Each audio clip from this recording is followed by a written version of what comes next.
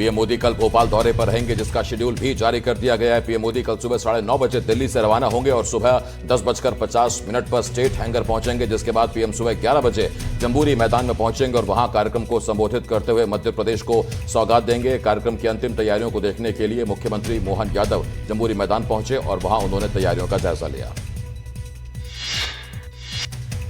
बिहार में जनसभा को संबोधित करते हुए नक्सलवाद पर पीएम मोदी ने बड़ा बयान दिया और कहा कि अब देश में सिर्फ 18 जिले ही नक्सल प्रभावित हैं और वो दिन दूर नहीं जब माओवादी हिंसा का खात्मा होगा। बीजापुर में नक्सलियों की कायराना करतूत, प्रेशर आईईडी की चपेट में आए 3 ग्रामीण, हालत गंभीर। इंद्रावती राष्ट्रीय उद्यान के बंदेपारा इलाके की घटना। इंदौर से शिलांग घूमने गए नवदंपति का अभी तक कोई सुराग नहीं। कैलाश विजयवर्गीय ने की गृहमंत्री अमित शाह से बात। गृहमंत्री अमित शाह ने मेघालय के सीएम से की बात। सीएम से तलाशी अभियान और तेज करने को कहा। उधर सेना से सर्चिंग करवाने की मांग परिजन कर रहे हैं। शिलांग पुलिस पर सहयोग नहीं करने का आरोप है। गौरेला पेंड्रा मरवाही में घर लौट रही महिला के साथ गैंगरेप, 4 युवकों ने सुनसान जगह ले जाकर वारदात को दिया अंजाम। पुलिस ने पीड़िता की शिकायत पर 3 आरोपियों को गिरफ्तार किया। अभी भी एक नाबालिग आरोपी फरार बताया जा रहा है। छतरपुर की संध्या बिहार कॉलोनी में महिला के साथ दुष्कर्म का मामला सामने आया। महिला का आरोप है कि नौशाद नाम का युवक शादी का झांसा देकर पिछले 1 साल से दुष्कर्म की वारदात को अंजाम दे रहा था। फिलहाल पुलिस ने पीड़िता की शिकायत पर केस दर्ज कर लिया है और आगे की जांच शुरू कर दी है। डिंडौरी जिले में पुलिस ने हत्या का खुलासा करते हुए एक आरोपी को गिरफ्तार कर लिया। मामला करंजिया थाना क्षेत्र का है, जहां 21 मई की रात को महिला और उसके 2 बच्चों पर लोहे की रॉड से हमला हुआ था, जिसमें महिला के 11 साल के बेटे की मौके पर ही मौत हो गई थी। वहीं महिला और नाबालिग बेटी को अस्पताल में भर्ती कराया गया था। इलाज के दौरान महिला की मौत हो गई और बेटी का इलाज अभी भी जारी है। मंडला में मारपीट का एक वीडियो वायरल हो रहा है। इस वीडियो में एक शख्स एक युवक को पूरी तरह से पीटते हुए नजर आ रहा है। यह मामला बिछिया इलाके में सहकारी बैंक के पास का बताया जा रहा है। आरोपी एक व्यापारी है, जिसका युवक के साथ ईंट के लेन देन को लेकर कुछ विवाद हुआ था। आरोप है कि व्यापारी ने डंडे से युवक की पिटाई की और फिर उसका कॉलर पकड़कर उसे घसीटा। ग्वालियर के कंपू इलाके के एक मल्टी लेवल पार्किंग में खून से लथपथ एक युवक के शव मिलने से सनसनी फैल गई। मृतक की अब तक पहचान नहीं हो पाई है। उधर खबर मिलते ही पुलिस और एफएसएल की टीम मौके पर पहुंची और मामले की जांच में जुट गई है।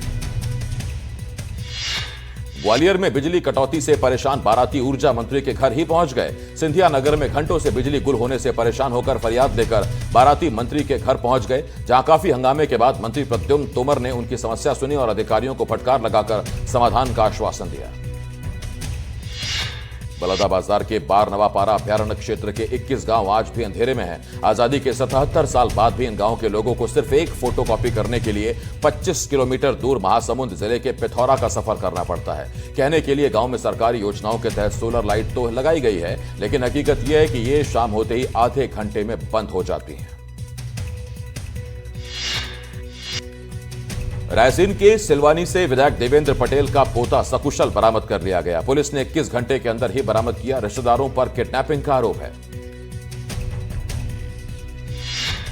ग्वालियर में रहने वाले एमपी कैडर के पूर्व आईएएस के साथ 25 लाख की ठगी का मामला सामने आया है। दरअसल विनोद शर्मा को असम के रहने वाले दंपति ने प्लाईवुड कंपनी में साझेदार बनाने का लालच दिया था और धीरे धीरे करके 25 लाख रुपए ले लिए और अचानक गायब हो गए। इसके बाद पूर्व अधिकारी को ठगी का एहसास हुआ। अब पुलिस मामले की जांच कर रही है। जबलपुर रेलवे स्टेशन पर बढ़ रहे चोरी के मामलों को देखते हुए पुलिस ने अभियान शुरू किया। पुलिस ने एक आरोपी को गिरफ्तार किया है, जिससे एक महिला का पर्स बरामद हुआ। पुलिस चेकिंग के दौरान आरोपी पुलिस को देखकर भागने लगा, तभी पुलिस को शक हुआ तो उन्होंने आरोपी को गिरफ्तार कर लिया। सूरजपुर में एक बुजुर्ग महिला को इन दिनों परेशानी का सामना करना पड़ रहा है। बुजुर्ग महिला अभी जिंदा है, पर उसे कागजों पर मृत घोषित कर दिया गया। आरोप है कि उसके बेटे और तहसीलदार ने मिलकर उसे मृत बता दिया ताकि उसकी जमीन हड़प सकें। महिला ने जन सुनवाई में इंसाफ की गुहार लगाई है। शिवपुरी में खाद न मिलने पर किसानों का हंगामा, प्रदर्शन कर किया चक्का जाम। कोलारस तहसील में बांटे गए थे खाद के टोकन। बड़वानी में आरटीओ बैरियर पर रिश्वतखोरी का वीडियो सामने आया। रिश्वत मांगता नजर आया वर्दी पहने कर्मचारी। रिश्वत नहीं देने पर चालान की धमकी दी। सभी कागज पूरे होने के बावजूद चालान की धमकी। बालसमुंद आरटीओ चेक पोस्ट का बताया जा रहा वीडियो। एनडीटीवी वीडियो की पुष्टि नहीं करता है। ग्वालियर में एक तेज रफ्तार कार ने बाइक सवार को जोरदार टक्कर दे मारी और कार ड्राइवर बाइक सवार को रौंदते हुए भाग निकला। टक्कर इतनी जबरदस्त थी कि इस दौरान वहां तेजी से एक धमाका हुआ, लेकिन कार सवार बाइक सवार का हाल देखने की बजाय मौके से फरार हो गया, जिसका सीसीटीवी वीडियो भी सामने आया है। हादसे में बाइक सवार पूरी तरह से घायल हो गया, वहीं बाइक पूरी तरह से चकनाचूर हो गई। अनूपपुर कार और बाइक की जोरदार टक्कर, भीषण हादसे में 2 लोगों की मौत। NH43 पर कोतमा थाना क्षेत्र की घटना। चिरमिरी से अनूपपुर की तरफ जा रही थी कार। पुलिस ने कार को जब्त कर शुरू की जांच। पन्ना जिला अस्पताल में एक महिला और उसके गर्भ में पल रहे बच्चे की मौत से हड़कंप मच गया। बताया जा रहा है कि अमानगंज की रहने वाली रमन चौधरी को प्रसव पीड़ा के चलते देर रात अस्पताल में भर्ती कराया गया था। परिजनों का आरोप है कि महिला पूरी रात दर्द से तड़पती रही, लेकिन बार बार कॉल करने के बावजूद महिला डॉक्टर मीना नामदेव अस्पताल नहीं पहुंची, जिससे मां और बच्चे की मौत हो गई। धमतरी में बरसात की वजह से शहर जलमग्न हो जाता है, जिसको लेकर नगर निगम ने सफाई अभियान चलाया। धमतरी के 3 बड़े नालों की सफाई की जा रही है। कर्मचारियों ने 14 घंटे की मशक्कत के बाद नाले की सफाई की। सफाई कर्मियों को 4 फीट दलदल में घुसकर नाले की सफाई करनी पड़ी। नगर निगम महापौर का कहना है, शहर को साफ करने के लिए पिछले कई सालों से नालों की सफाई की जा रही है। मुरैना के वार्ड नंबर 25 में उस वक्त अफरा तफरी का माहौल बन गया जब हाई टेंशन तार के कनेक्शन टूटने से ट्रांसफार्मर में आग लग गई। 1 घंटे तक ट्रांसफार्मर जलता रहा, किसी ने संज्ञान नहीं लिया। बाद में स्थानीय लोगों ने काफी मशक्कत के बाद आग पर काबू पाया। इस दौरान बिजली कटने से इलाके के लोग परेशान रहे।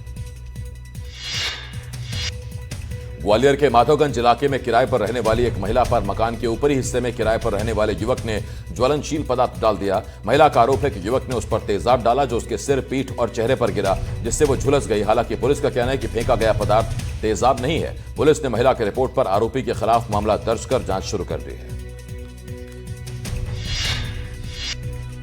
देश भर में बढ़ रहे कोरोना के मामलों को लेकर तमाम इलाकों में तैयारी की जा रही है। इसी बीच रीवा में प्रदेश के डिप्टी सीएम और स्वास्थ्य मंत्री राजेंद्र शुक्ल संजय गांधी अस्पताल पहुंचे और कोरोना को लेकर अस्पताल में तैयारियों को लेकर जानकारी दी। डिप्टी सीएम राजेंद्र शुक्ल ने कहा कि पिछली बार कोरोना हमारे लिए नया था, इसीलिए दिक्कत हुई, लेकिन हमने पहले की चीजों से सबक लिया है और अब सारी तैयारियां पूरी हैं।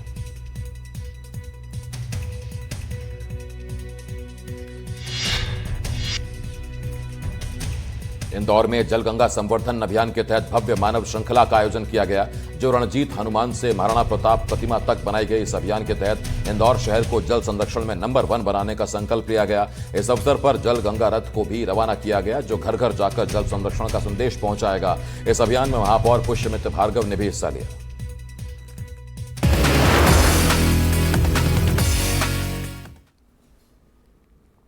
और इस वक्त एक और बड़ी खबर आ रही है।